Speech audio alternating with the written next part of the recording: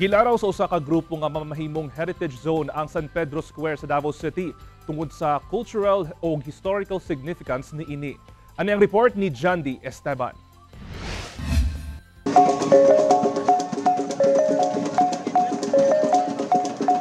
Ang Kadayawan Festival gibansagan nga King of all festivals nga gikahinaman kada tuig dili lang sa mga Davaoenyo apan sa mga turista. Kini usa ka selebrasyon sa abundang ani ug kultura. Ang San Pedro Square sa Davao City puno sa cultural treasure ug historical landmark. Ana dinhi ang pinakatiguang nga gambalay sa syudad, ang City Hall. San Pedro Cathedral ang pinakatiguang nga simbahan sa Davao City nga gitukod ni adtong 1847. Lakip na ang Osmeña Park. Kining akong gibarugan karon, mao kini ang Osmeña Park nga napuno ug napalibutan sa mga punuan sa kahoy.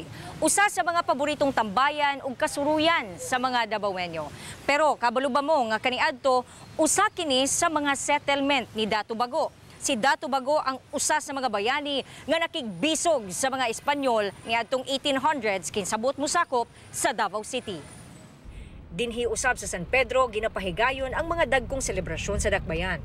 Gumikan sa cultural ug historical significance sa San Pedro Square, gilaraw sa Davao Historical Society nga ideklara kining Heritage Zone sa Davao City Council aron maprotektahan sa Republic Act 10066 kon National Cultural Heritage Act of 2009. For that area, we're proposing to declare it as a historical site. No, a zone, historical zone or heritage zone. So ibig sabihin po, protektahan natin 'yan. Parang magkakaroon din ng funding. Parang ang example daw pag nagka-earthquake, simbako or whatever, masira yung mga properties na 'yon, then we get priority government funding from the national and local government to preserve that.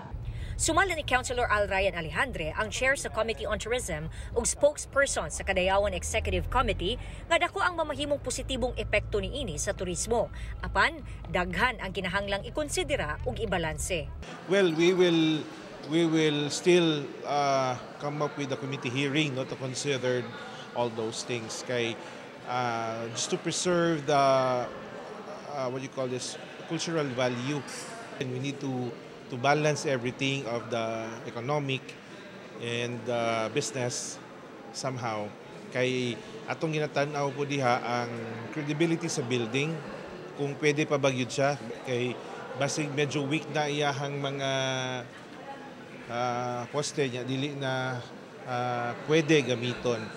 By promoting this, yung heritage natin and yung awareness ng mga tao, yung cultural significance, kasi di ba kung punta kayo sa ibang lugar, kahit na isang bato lang yan, pero may kwento siya, nagiging attraction siya, pinupuntahan siya naman. So kailangan lang natin i-document yung mga kwento ng ating syudad, ng ating Davao at ating mga tao, para mas may significance yung ating mga pinupuntahan. Kauban si Jojo Solarte sa kamera. Ako si Jandy Esteban para sa At Home with GMA Regional TV.